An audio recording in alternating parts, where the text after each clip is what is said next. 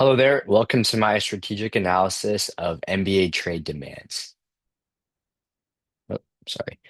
So essentially, an NBA player, a star player, can demand a trade from their current team if they're unhappy with their current situation.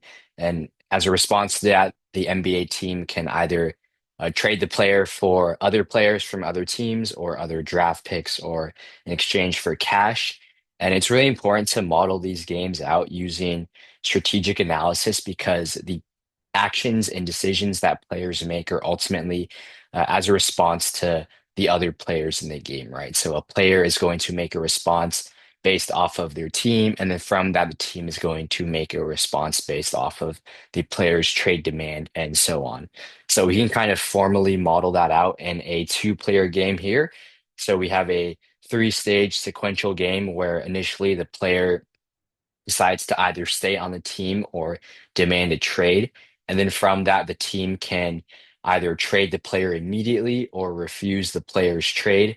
And then if the team were to refuse the player's trade, the player can then give high effort, meaning they still try to contribute to the overall success of the team, or they can give low effort, where they kind of just give up on the team's overall success.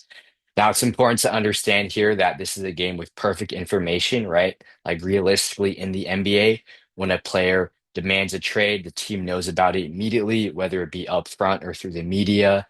And if the team, trades the player or refuses the trade proposal, the player immediately knows in a sequential order. So that's pretty realistic. And also, really important to note here that payoffs are dependent on a variety of factors. So if we're looking at the player, not only is their payoff dependent on their current team environment and their current team situation, but also based off of other factors, kind of like their brand reputation or their image or their kind of market value. So that explains why the player giving a high effort versus low effort gives the player a higher payout because even though they're still on the same team, they're still kind of maintaining their brand image and market value by continuing to give a high effort. Now we can analyze the equilibrium outcomes. So we can first use a normal form representation of the game where we see there's two Nash equilibrium. The first one being the player demanding a trade and then the team then trading them immediately. The other Nash equilibrium being the player again demanding a trade, but here the team refuses and the player now gives high effort. But we can also use backwards induction to find out what the subgame perfect Nash equilibrium is.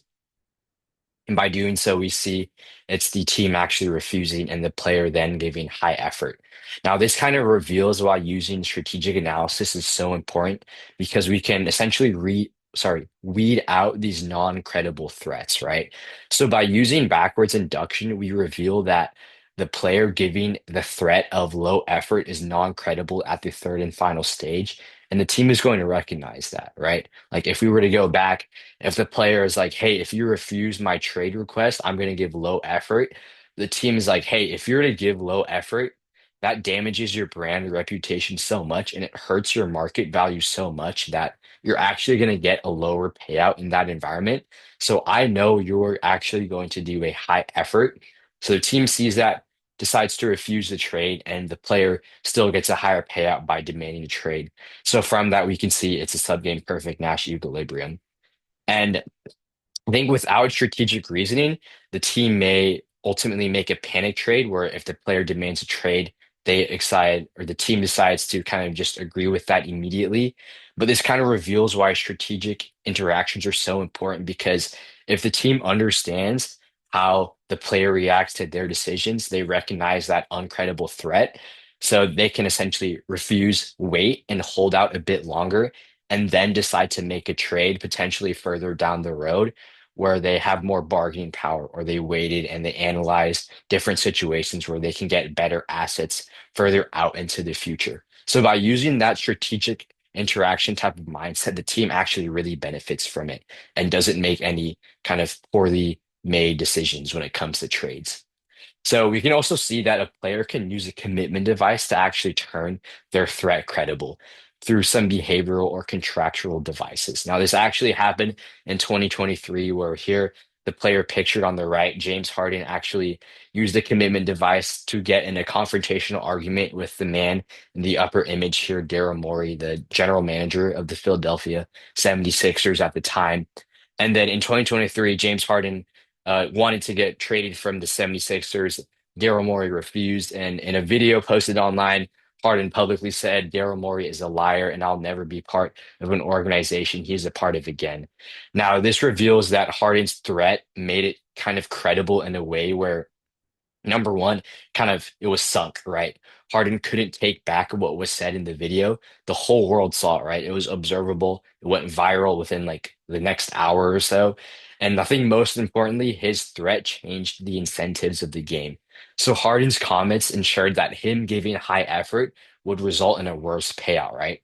It would essentially even further damage his brand slash kind of image because I mean he already did, but now he's still playing for the team. So that kind of makes him look like a hypocrite in a way. And he's also, obviously damaged his team environment. So he's now in a toxic kind of team culture. So overall, it's a really poor environment for everyone. But most importantly, that makes his low effort threat to now be credible. So now the team decides to just trade him immediately. And Harden now gets what he wants, which is that highest payout of five. So I think what's really important to see here is that there's kind of that non-obvious strategic consideration where Harden deciding to essentially make that threat.